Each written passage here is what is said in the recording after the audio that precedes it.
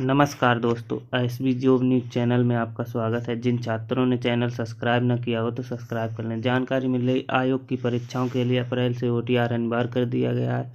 लखनऊ से न्यूज़ है। उत्तर प्रदेश लोक सेवा आयोग ने चयन के लिए आवेदक प्रक्रिया को सरल बनाने के लिए वन टाइम रजिस्ट्रेशन की सुविधा का उपलब्ध कराने का निर्णय लिया है। आयोग की परीक्षाओं के लिए अप्रैल से OTR अनिवार्य होगा। इसके लिए कोई शुल्क नहीं लिया जाएगा। यह सुविधा संघ लोक सेवा आयोग से भी बेहतर होगी। UPPSC के OTR में सारी जानकारियां शामिल होगी जो आवेदन करने के लिए आवश्यक होती हैं। इसलिए इसे संघ लोक सेवा आयोग से बेहतर संस्थागत का प्रयास माना जा रहा है। दरअसल पूर्व में कई अभ्यर्थी एक परीक्षा के लिए कई फॉर्म भरते थे, जिससे गड़बड़ी की आशंका रहती थी। आरक्षण और अनुचित लाभ लेने के लिए अलग अलग तरीके से जाति का उल्लेख करके आवेदन कर देते थे, जो अब मुमकिन नहीं होगा।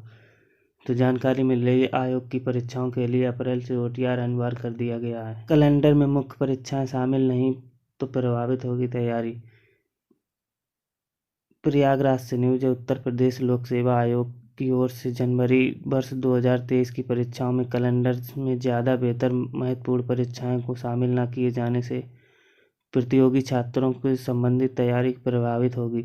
आयोग के अध्यक्ष की मांग है कि सभी परीक्षाओं की प्रस्तावित तिथि जारी की जाए।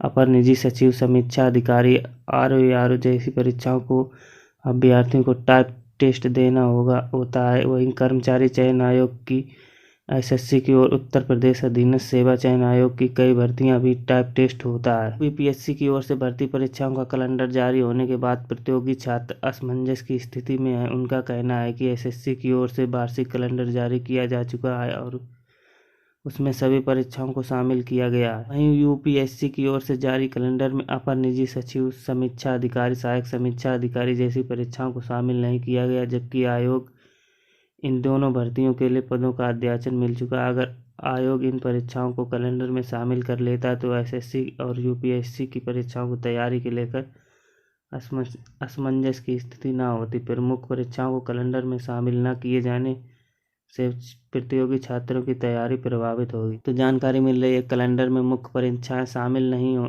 एक और जानकारी मिल रही है, SSC CHSL 2021 का स्किल टेस्ट 6 जनवरी को होगा। प्रयागराज से न्यूज है। कर्मचारी चयन आयोग की कम्बाइंड हायर सेकेंडरी लेवल परीक्षा 2021 का स्किल टेस्ट 6 जनवरी को 3 पालियों में होगा। मध्य क्षेत्र यानी UP और बिहार के 6 शहरों में 12 केंद्र आयोजित की जाएगी।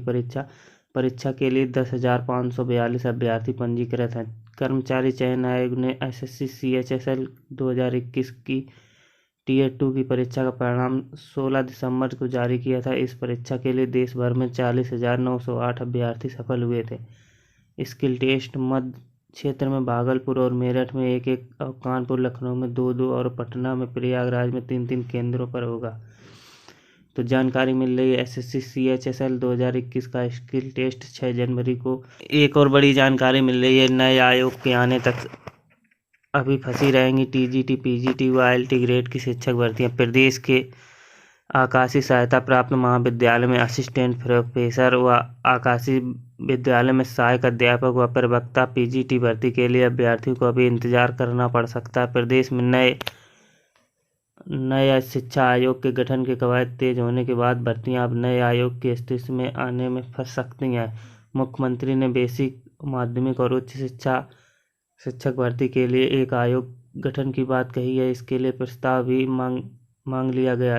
ऐसे में माध्यमिक शिक्षा सेवा चयन बोर्ड और उच्चतर शिक्षा सेवा चयन आयोग को अब नए शिक्षा आयोग में समाहित कर लिया जाएगा। वहीं राजकीय विद्यालय में, महाविद्यालय में भर्तियां नए आयोग के माध्यम से कराए जाने की तैयारी है। साथ ही बेसिक शिक्षा विभाग में शिक्षकों की भर्ती के लिए अब नए आयोग के माध्यम से होगी।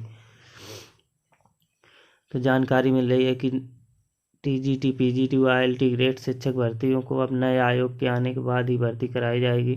एक और बड़ी जानकारी मिल रही, 12 साल में मिलेगा तीसरी संस्था को TET का जिम्मा। प्रयागराज से न्यूज। शिक्षक भर्ती के लिए अनिवार्य शिक्षक पात्रता परीक्षा का आयोजन पहली बार 2011 में माध्यमिक शिक्षा परिषद यानी UP बोर्ड ने किया था। 12 साल के सफर के बाद अब TET और उत्तर प्रदेश शिक्षा सेवा चयन आयोग कराएगा। 12 साल में TET की जिम्मेदारी तीसरी संस्था को सौंपी गई है। सूबे में परिषदीय प्राथमिक और उच्च प्राथमिक विद्यालय में शिक्षक भर्ती के लिए UP में जुलाई 2011 में आरटीई लागू करते हुए टीईटी का अनिवार्य कर दिया गया था।